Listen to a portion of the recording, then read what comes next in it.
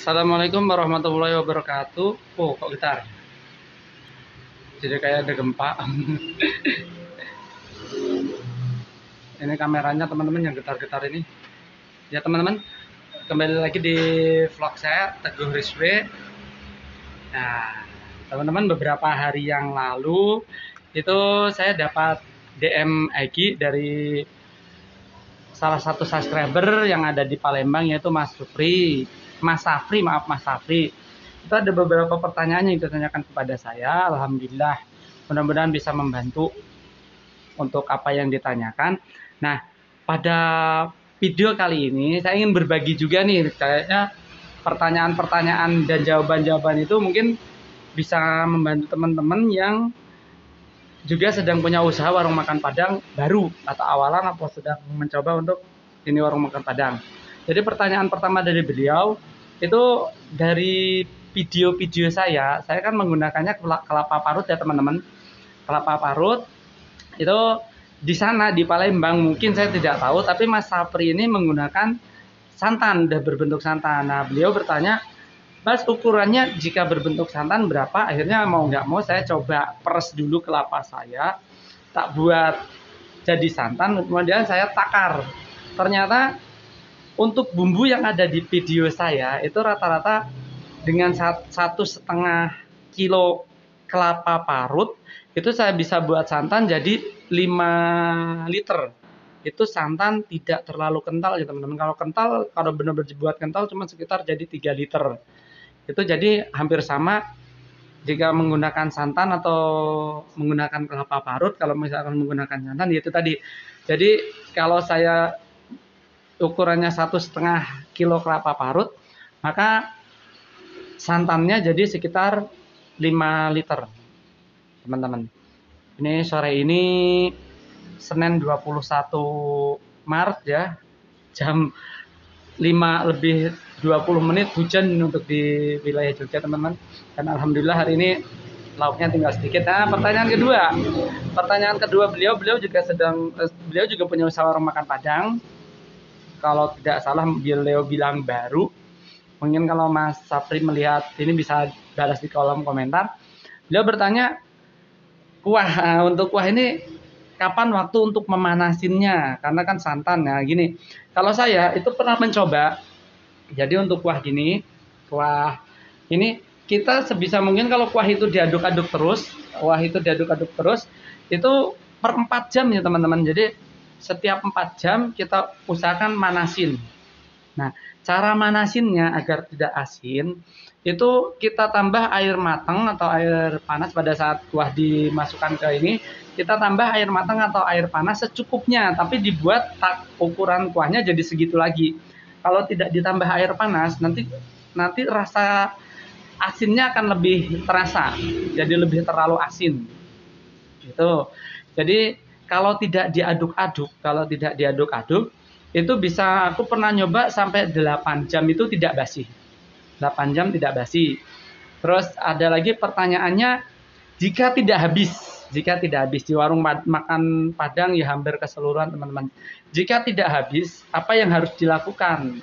Oke teman-teman, untuk yang gorengan seperti ini, saya pernah menjelaskan di video-video sebelumnya. Kalau tidak habis hari ini, kita bisa rubah masakannya menjadi balado merah. Kalau masih tidak habis lagi, biasanya balado kalau ikannya masih utuh itu bisa kita pakai 2 hari.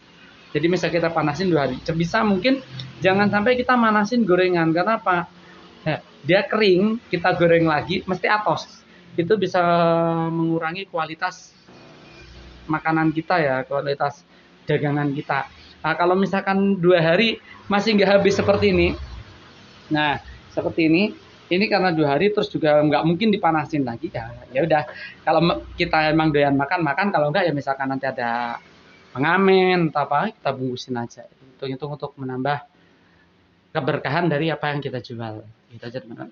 Maaf agak serak. Terus pertanyaan beliau berikutnya, untuk kalau kuah nggak habis gini teman-teman. Kalau di warung makan Padang, biasanya kalau kuah ini nggak habis, itu besok dijadikan kuah rendang. Ya, karena kuah rendang kalau memang butuh banyak untuk warung makan Padang kan yang terkenal orang Padang kan banyak toh. Itu sebagian besar mesti pakai kuah yang tidak habis, kecuali emang habis mesti kuahnya baru. Tapi kalau saya sering barunya, soalnya sering habisnya. Tapi kalau misal pun nggak habis, bisa buat kuah rendang atau buat kuah sayur nangka atau cubada. Nah itu teman-teman, kita view-nya ini ya, daripada view muka saya nggak pede, jam segini saya baru mau mandi soalnya. Nah view-nya yang bagus-bagus saja. Terus pertanyaan berikutnya, untuk bumbu kering, ya bumbu kering, beliau bilang di sana itu nggak ada penggilingan. Nah itu gini aja, mungkin besok akan kita buat video jika ada ininya. Tapi untuk singkatnya, yang jenis kayu-kayuan itu mending cuman ditumbuk aja. Yang kayu-kayuan mending ditumbuk aja. Terus kalau yang apa namanya, yang seperti merica, ketumbar itu bisa kita blender kalau mau di situ. Nah kalau udah gitu kita mending sedikit-sedikit saja kita sangrai dulu semuanya. Cuman yang kayu-kayuan nggak usah disangrai.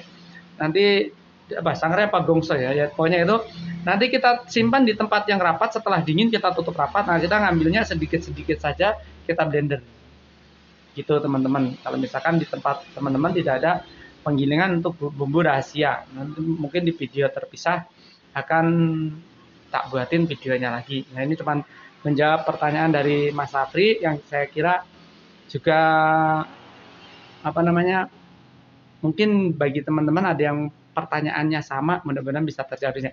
Kemudian sayur nangka, teman Mas Afri tadi kemarin bilang kayak kenapa sayur nangka saya agak pahit. Kemungkinannya dua, nangkanya atau di bahasa Jogja sini gori itu terlalu lama dikupas.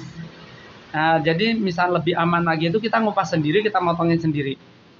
Ya itu. Yang kedua itu jenisnya, emang jenisnya.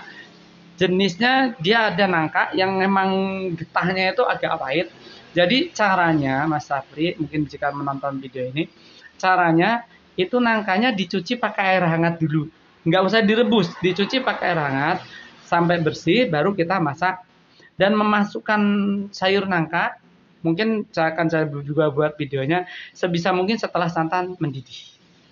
Ya, oke teman-teman, mudah-mudahan beberapa jawaban yang saya obrolkan dengan Mas Safri juga ada membantu teman-teman apa namanya bisa menjawab dari beberapa pertanyaan teman-teman. Jika ada yang mau ditanyakan bisa DM saya lewat Teguh Rizwe, lewat DM lewat Instagram saya Teguh_Riswantoro, atau bisa bertanya di kolom komentar.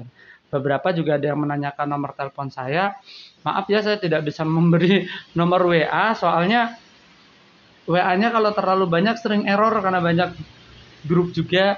Kalau DM kan nggak sering errornya, untuk Instagramnya nggak tahu, untuk WhatsApp kan terlalu banyak grup sebenarnya. Teman-teman, mudah-mudahan siapapun yang usaha dilancarkan usahanya, diberi keberkahan.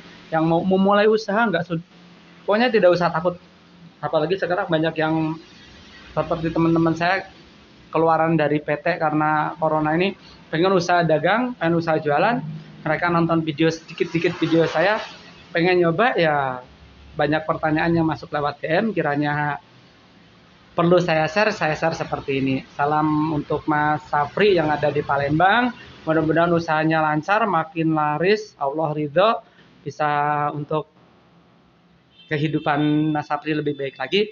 Dan untuk semuanya juga, billahi taufiq wal hidayah. Wassalamualaikum warahmatullahi wabarakatuh.